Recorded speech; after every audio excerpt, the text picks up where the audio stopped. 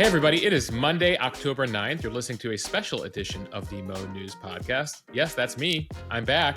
It's Mosh.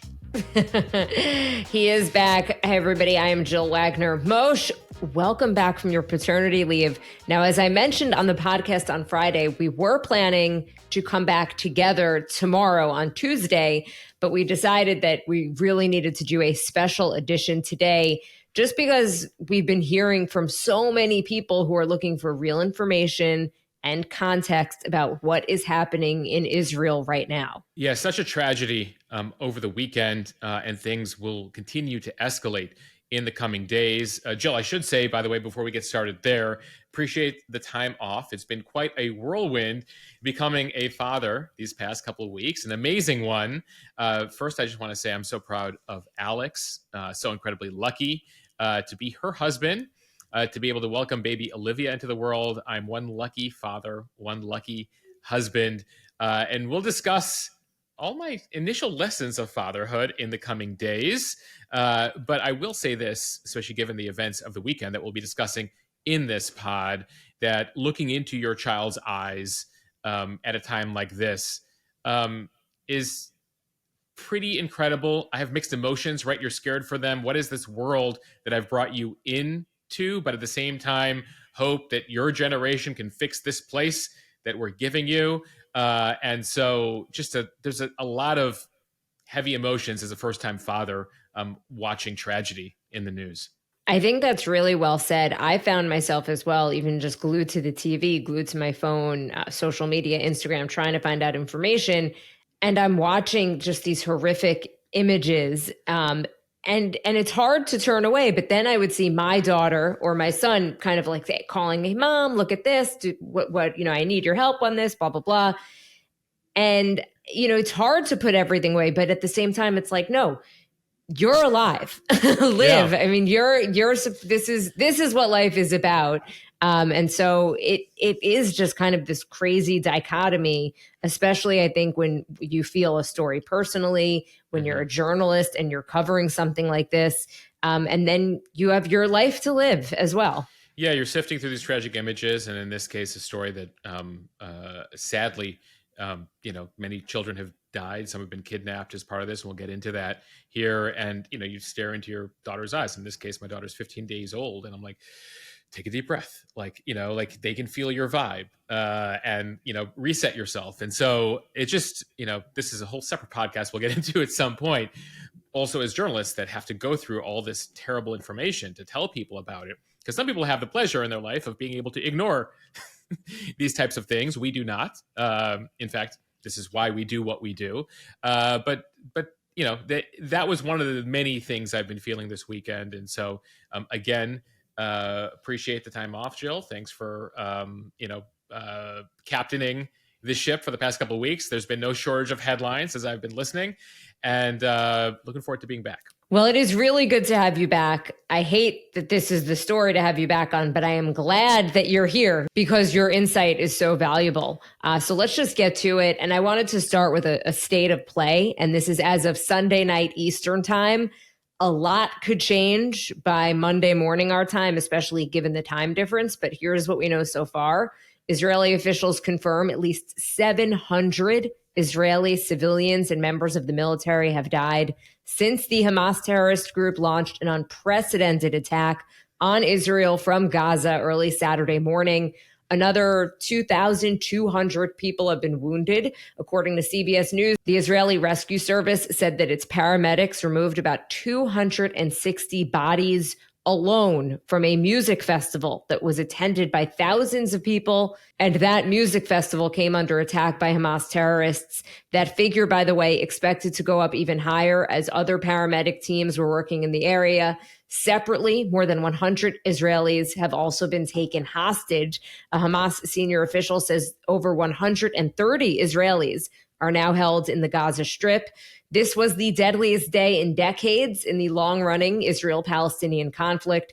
Hamas confirmed Sunday more than 400 Palestinians have died and 2,200 were wounded from Israeli counterstrikes. The Israeli government formally declaring war Sunday and gave the green light for, quote, significant military steps to retaliate against Hamas for its surprise attack. The military, though, at least again as of Sunday night, still battling some terrorists that are holed up in several locations inside of Israel.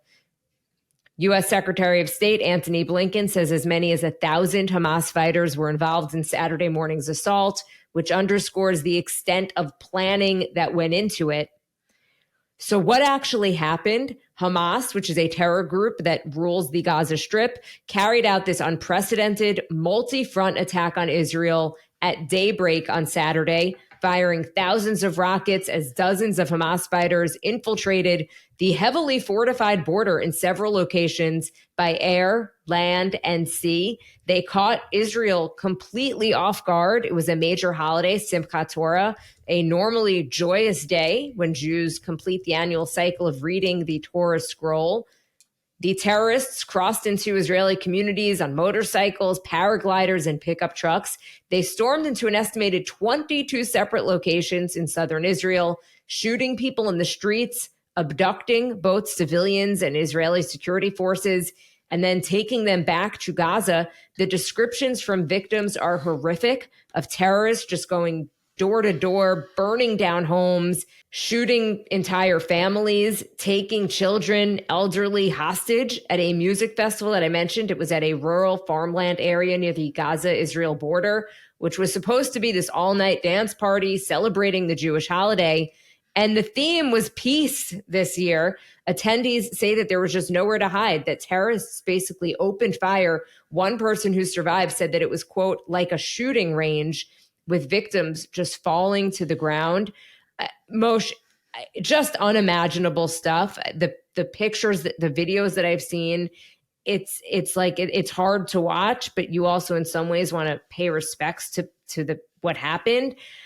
Can you just put this into context for us? This is being called Israel's 9/11 or Israel's Pearl Harbor. Yeah, it's been called both surprise attacks in American history. They killed thousands of Americans, and it has elements of both here, the surprise nature of it. For some context here, Israel is a small country, both in terms of land and population, about 9 million people compared to the U.S., which has 350 million. So just to give you a sense of per capita, these numbers, which are astounding on their own, 700 deaths, and that number continues to go up and rising. That's the equivalent in a country like the US of 25,000 Americans being killed in one incident. That's like 8 9/11s at this point. Jill, you described the horrific aspects of the attack, the murdering of civilians, the kidnapping of entire families, the murdering of entire families, the elderly, the disabled, who woke up Saturday morning on a Jewish holiday to terrorists grabbing them, threatening them, killing family members. This has, by the way, if we're talking about tragedies from history, also eerie similarities to the Holocaust. And if you look at the numbers here, this is the deadliest day for the Jewish people since the Holocaust. And again, with the killing of just arbitrarily of children and the elderly, it has hallmarks of that. There was a stirring image that was on the cover of a number of newspapers of an Israeli woman at that concert you mentioned, where they murdered hundreds of people, being put on a motorcycle and driven off by Hamas fighters. By the way, many of these images and videos, they were taken by Hamas fighters because they were proud of what they were doing, and they posted it online. So a lot of this is coming from the terrorists themselves. And this is a shock to a country where almost all citizens serve in the military. It's known for its military and intelligence prowess. That's something that a lot of Israelis take pride in. This was a massive intelligence failure, how this could have happened. And so you had those horrific scenes played out on Saturday morning, the religious holiday in Israel. Notably, and this is one other symbolic thing here, the last surprise attack on Israel at this scale that killed hundreds of Israelis in a single day, 50 years ago this weekend, the Yom Kippur War, that's when Syrian and Egyptian militaries invaded Israel on that holy day, leading to a very long war, many casualties, really one of the most traumatic days, if not, in Israeli history until this Saturday. And the timing of this, definitely not a coincidence here when it comes to Hamas planning. I just want to get back to one of the things that you just mentioned. The question, how did this happen? Israel, known for its really incredible intelligence service, and yet seemed to be taken completely by surprise. There are some reports that Hamas had been preparing for this for over a year. And I just outlined the sheer scope. So, how did they miss this? Right. That is the big question right now being asked inside Israel by all citizens, and that includes friends and family that I have there. Just in a state of shock right now and horror at what's happened. As far as Hamas, the assumption from the Israeli government, this is the terrorist group that governs Gaza, in the last 18 months or so, was that Hamas was refraining from starting another war. That they had been so decimated back in May of 2021, the last time Hamas launched a war in Israel, that Hamas was ready to become a slightly more responsible governing authority of that territory. The Israeli hope was that despite the fact that Hamas is a sworn enemy that literally was formed back in the 80s to destroy Israel and continues to have that as a main tenet of the organization, that the Israelis are dealing with reality here, that Hamas runs Gaza. We'll get a little more into the history there in a second. And so they're the de facto government. And so, clearly they may be more responsible than to start effectively a suicide war, because ultimately the Israeli counterstrike is going to be massive here. As far as why the Israelis missed this, well, the last few barrages of missiles from Gaza came from a competing terror group, Islamic Jihad. Hamas refrained from it. Israel's like, Hamas, sit out, and we won't assassinate your leaders. Hamas sat out. So it seems like the Israelis got a little, took their eye off the ball here, made some assumptions here. It turns out that all the quiet Hamas had done for the last year was for a purpose. It was a ruse. They were planning this massive operation. The Wall Street Journal has some really interesting reporting over the weekend that Hamas leaders were having meetings with the Iranians. Iran is a huge funder, the huge provider of weapons to Hamas. And there were meetings in Lebanon with Hamas, another terror group, Hezbollah, and Iran was helping them plan this attack. Iran also sees Israel as an enemy that needs to be destroyed. They see America as an enemy. And so ultimately they're having these planning meetings, all the while Israel, assuming Hamas is quieted down, and Israel also, has to look at some other challenges. They're having more issues in the West Bank of late. This is a different area over in the eastern part of the country where another 5 million Palestinians live. It's growing increasingly unstable there. There's a lot of shootouts recently between Israeli civilians and Palestinian civilians there. Hamas is gaining strength in the West Bank. So Israel, thinking Hamas is chilling out in Gaza. Israel more focused on the West Bank. On top of that, and we've covered this on this podcast, Israel has this huge, major political debate happening right now about judicial reform, about Supreme Court reform. It's led to massive protests in the country. So Israel's a bit distracted with its own internal political issues. Well, with all of that, clearly Hamas here planning this huge thing. And it again reminds me, we mentioned 9/11, Jill, of the U.S. failure to imagine what was happening with al-Qaeda in the lead up to 9/11. Al-Qaeda in that lead up had done terror attacks on U.S. embassies, on a U.S. ship. The idea that they had 19 hijackers within the U.S. doing flight training and they're going to fly commercial planes into buildings was unfathomable for most people. And so, I think that if you told most Israelis, Hamas is going to attack with hundreds of fighters, paragliding in, take hundreds of kidnap people, kill, murder hundreds of Israelis, like, get out of here. There's no way they could figure that out. On that note, according to some Israeli media, they have captured some of these terrorists within Israel and they've started to talk. And they've said, the terrorists themselves have said, they did not think that it was going to go as well from their perspective as it did. They thought that they were going to be met with resistance, whether they were bulldozing the fence that divides Gaza and Israel, just in every aspect of it. They were absolutely shocked that they were met with pretty much no resistance. Yeah, if you look at previous operations by Hamas here, they might kill a soldier or two. They did take a couple. They were able to kidnap successfully a couple soldiers more than a decade ago. But the fact that they were literally, walking families back into Gaza and they had no resistance on this Jewish holiday with very little, it appears, Israeli security or military there was really shocking to them. Interestingly, in a question we've gotten a lot on Instagram, Jill, why now? Why did Hamas choose now to do it? So we've mentioned the holiday. We've mentioned that they effectively lulled the Israelis into a state of complacency here in terms of the Israeli government. The other thing that's important to note right now is you've seen an opening up of relations with Israel and a number of Arab countries in the region. Arab countries that, for the most part, just rhetorically have said, oh, we support the Palestinian cause, we support our Muslim brothers, our Arab brothers. Well, in recent years, you've had the Moroccans, the Bahrainis, United Arab Emirates, which includes Dubai and Abu Dhabi, open up diplomatic relations with Israel. And right now, there's major negotiations happening with Saudi Arabia, the home of Islam, and Israel, and the US. And clearly here, Iran, which by the way is a sworn enemy of Saudi Arabia, and you have Hamas sitting there being like, wow, people don't really care about our cause anymore. We better do something before the Saudis make peace with Israel. And so that timing here, allowing Hamas to figuratively and literally blow up that peace process, certainly a factor here. Okay, so what now? Because you've got Prime Minister Benjamin Netanyahu. He is promising an unmitigated war on Gaza, which has seen repeated rounds of conflict with Israel over the past 15 years. In a televised statement, he said Hamas has launched a cruel and evil war. We will win this war, but it will carry a very heavy price. This is a difficult day for us all. Now, does that mean a ground invasion of Gaza? Most likely, right? And a ground invasion, we know, will likely bring death on both sides. Israeli airstrikes on Gaza have already started. Israel has been calling up masses of reservists.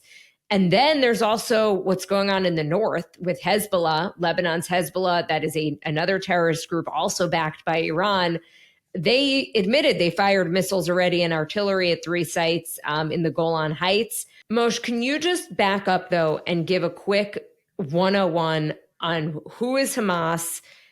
How is that different from just Palestinians? What is the relationship? Just kind of walk us through it. Yeah, important to understand here. So the Palestinians are the people, and the Arabs who come from this region, who've been there for centuries. The Palestinians, there are about 2.5 million in the Gaza Strip, about 5 million in the West Bank. About 2 million Palestinians are actually citizens of Israel, Arab Israelis. Then you also have another several million, 6 million other Palestinians across the Middle East, living in places like Lebanon, Jordan, etc. The Palestinians have a governing authority. And so they have the Palestinian Authority, which once controlled both the Gaza Strip and the West Bank. Those are the two territories that they hope will make up a future state. But then you have terrorist groups that began as military groups, but in the case of Hamas, have become a governing authority. So Hamas started out as a terrorist group in the 80s in the territories, an Islamist group. They share a lot of the same philosophy as Al-Qaeda, as ISIS. Not as far as the Taliban, but similar viewpoints on that, an authoritarian Islamist rule. They see violent uprising against Israel as the only way for Palestinian independence. And that, as far as Hamas means, no Israel whatsoever, no Jewish state. They see that entire piece of land is theirs. There is no peace in the region unless the Palestinians control everything. And influence throughout the 90s. They were one of the first groups to adopt suicide bombing as a tactic. It was effectively invented by Hezbollah in Lebanon in the 80s. Hamas adopts it. Interesting note, at that time in the 90s, Al-Qaeda, bin Laden, still wasn't sure whether suicide bombing was proper according to the Quran. He thought it might go too far. Of course, they would eventually adopt that. Hamas, they looked at Hamas saying, well, if Hamas is doing it, maybe we should consider it. And so they conducted these various terrorist operations while the Palestinian Authority, you might remember Yasser Arafat, controlled the government there for many years. With his death and the downfall of the authority and growing Palestinian frustration that they were not getting a country, the peace process was not working in their favor, Hamas grows in influence there. By the way, I should pause here and note the Israeli government liked Hamas as a counterweight to the Palestinian Authority. So there have been times, including most recently, where the Israeli government, including the current government of Benjamin Netanyahu, has built up Hamas to a certain extent. they also see certain parts of Israelis who don't want eventual peace, see Hamas being strong as a good thing because they're so extremist, you can't make peace with them. So it's a very complex thing as you're listening to this. But where Hamas really became powerful here, 2005. In 2005, Israel pulls out of the Gaza Strip. The Gaza Strip, again, where 2.5 million Palestinians live, it's about 7 miles by 25 miles. They're on the coast between Egypt and Israel. Israel pulls out, says, we have no interest here. We have no real biblical connection here. You guys live. You guys manage this place, Palestinian Authority. That lasts for about a year and a half. Hamas takes control in effectively a military coup, and for about 16 years now has controlled the Gaza Strip. I remember that very well because I was working at NBC at the time. I was working on their foreign news desk. And if you know what a newsroom is like, that the desk is where you get all of kind of the raw video before it gets edited and put out onto the air that you would see if you were watching. And we were getting this video of Ariel Sharon, who was the prime minister at the time, as you mentioned. He was the one who said, let's withdraw all settlements. And there was a lot of fear, actually, that there was going to be a civil war within Israel because you had IDF, you had Israeli troops pulling Israelis from their own homes out of Gaza. And you had Israelis that didn't want to leave, kind of doing the human chain. And it was really historic to be watching. But eventually they did get all of the Israelis out. There were no more Israeli settlements left in Gaza. So I do think that that's an important point because politically speaking, some of the issues that they're dealing with on the ground in Gaza are very different than what they're dealing with in the West Bank. Absolutely. And it was supposed to be a testing ground. Hey, Palestinians, can you manage this mini state here? And if you can manage it well, as far as the Israeli perspective is concerned, we can expand this into a larger Palestinian state, which is part of the negotiations that were happening that the U.S. was mediating at the time. In fact, I think another deal was offered in 2007 that Palestinians felt was insufficient in terms of the creation of a state.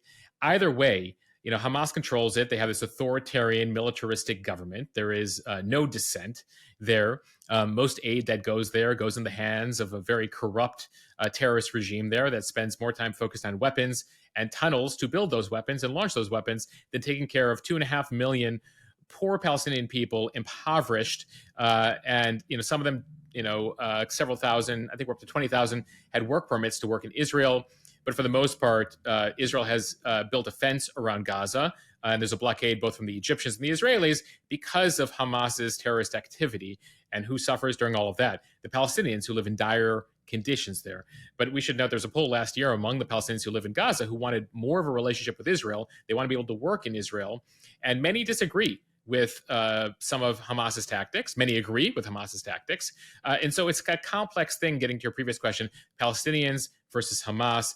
View it like this: North Koreans versus Kim Jong-un, Russians versus Vladimir Putin, Afghans, Taliban, Iranians, the mullahs and the Ayatollah. The population is one thing. Some may agree, some may disagree. The governing authority is another thing, especially when you talk to an authoritarian government.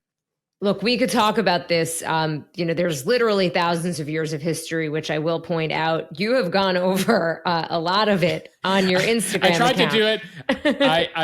I think there's several hundred slides at this point, but we do have highlights on Mo News Premium on the Instagram. I think we did the 2,000-year history in 25 slides. But there is the question of what happens now, because you've got Prime Minister Benjamin Netanyahu. He is promising an unmitigated war on Gaza, which has seen repeated rounds of conflicts with Israel over the past 15 years. He said in a televised statement, Hamas has launched a cruel and evil war. We will win this war, but it will carry a very heavy price. Does this mean a ground invasion of Gaza? Most likely. That most likely means more death on both sides. Israeli airstrikes on Gaza have already started. Israel has already called up masses of reservists. And then there's the north, Lebanon's Hezbollah, another terrorist group also backed by Iran. They're already kind of getting involved. They say that they fired missiles and artillery at 3 sites in the Israeli-controlled Golan Heights. So what does go on? And to complicate this even further, as we mentioned at the top, Hamas has more than 100 Israeli hostages right now, including some Americans and possibly other nationalities as well. Yeah, there's a belief from other countries, even Nepal, Thailand, Germany, etc., that other nationalities have been taken hostage. Um, Among those 130 or so hostages, even Hamas has said we can't account for all the hostages that we took. Some Palestinian civilians got involved in taking Israeli hostages because it became so easy on Saturday. And so that's the urgent matter for the Israelis: how they declare this war, how they run this war, what they do in Gaza, given that there's more than 100 many civilians, children, elderly, in the Gaza Strip. Now, keep in mind, Israel for years has never wanted to even let one soldier not come home. And it has meant huge prisoner exchanges in the past. There was one infamous one more than 10 years ago where Israel exchanged more than 1,000 Palestinian militants from their prisons for one Israeli soldier named Gilad Shalit. That was very controversial. And since then, Israel has not been prone to do that. In fact, there's a couple Israelis that have been held hostage for a couple years now in Gaza. But what do you do when it's civilians? What do you do when potentially this week Hamas puts out videos of people desperately pleading for the Israeli government to do stuff, to give up prisoners so they can come home? There's going to be a lot of potential psychological warfare here coming from Hamas that will be playing into the Israeli strategy. What do they do? Given that they don't want to reoccupy 2.5 million Palestinian people in the Gaza Strip. They got out of this game in 2005. So what do they do at the same time having to send a message that the worst tragedy in Israeli history needs to be avenged, needs to be dealt with? Hamas can no longer operate the way they have been. So you have this. You also have an interest internationally. Those Americans killed, American hostages potentially. The kidnapped include Germany, UK, France, Cambodia, Canada. The world is watching this. In many cases, there's global citizens who were a part of this because Hamas, frankly, killed and kidnapped people regardless of their nationality, regardless of their faith. And so where does this go? It could last weeks. It depends on what the Israeli strategy is here. They were taken by such surprise. It sort of feels like after 9/11, Jill, where we weren't sure whether another attack was planned, what else Al-Qaeda had up its sleeve. And given how shocked they were by what Hamas pulled off on Saturday, what else is part of this? Did they have a step two here? Is there another potential attack plan? What is their long-term game plan here? Do they have one before Israel makes its next move? The Israeli populace is outraged, is in a state of shock. The Israeli government is embarrassed. And I just want to note this. There's a lot of rhetoric in terms of winning the war, losing the war. The Israelis say they're going to win the war. Hamas says they won this battle. The Israeli people have been massacred. The Israeli government is embarrassed. Hamas, it's actually short-term gain here militarily for long-term destruction. It sort of reminds me of Prigozhin and the Wagner Group with what they did against Putin. Like, so what's your plan now? Because the other side is much more powerful than you. And then the perennial losers in this conflict, the Palestinian people. If there was any remote chance the Israeli government was going to allow them more autonomy, more jobs, more rights, more aid before this, well, that's over now. Hamas has set this back, if not years, decades, in terms of what they've pulled off by creating this national trauma. It turns out that massacring, raping, kidnapping civilians doesn't engender goodwill for Israelis for concessions for peace. And by the way, what Israel's about to do to the Gaza is not going to engender any goodwill among the Palestinian people for peace. So the unfortunate thing here is it looks like it's going to get worse. And I don't know when or if it gets better anytime soon. Sorry to leave you with that, Jill. Sadly, Mosh, I think that you're right. Let's leave it there just because we could go on. But at this point, at least, we are kind of setting the stage. This is where things stand as of Sunday night. We'll be back tomorrow with all of the news of the day, including the latest on what's going on in Israel and Gaza. Mosh, I'm happy to have you back. I really am, especially for a story like this. But I was hoping that we'd be able to have a little bit more fun and talk about the baby and fatherhood, but this just wasn't the time. Yeah, we'll get to all of that very soon. I'm looking forward now, Jill, to planning the podcast around both of our baby sleep schedules and eating schedules and all of that. And I do want to say that I appreciate everyone who shared concern over the weekend, who's written in regarding the conflict, but before then about the baby and amazing parenting tips. And also want to thank you for that amazing fatherhood podcast that you put together. And so thank you all. And just know that we're going to stay on top of this as well as the rest of the news. I know this has dominated the news cycle these past 48 hours, but there's a lot else happening in the world. We'll make sure to be getting to all of that this week as well. And you can expect 24/7 coverage to continue over on the Mo News Instagram account at MOSHEH. All right. Bye, everybody. Later.